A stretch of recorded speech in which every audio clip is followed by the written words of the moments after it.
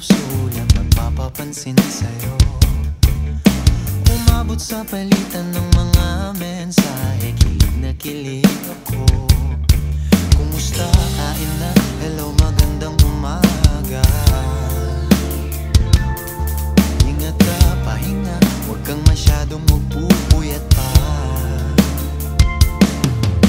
Naramdaman ng puso na dahan-dahan akong nahuhulog sa'yo.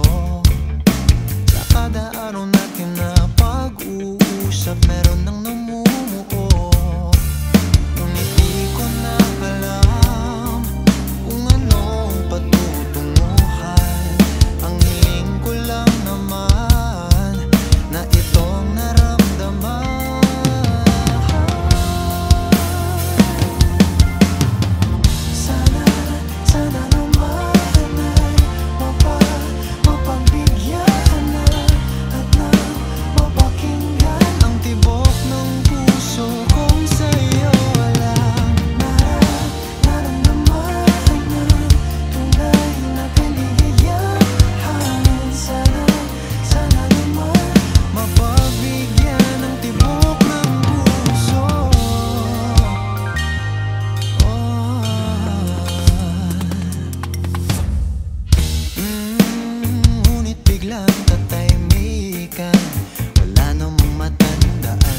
Nasabi baka sakaling ika'y aking nasaktan.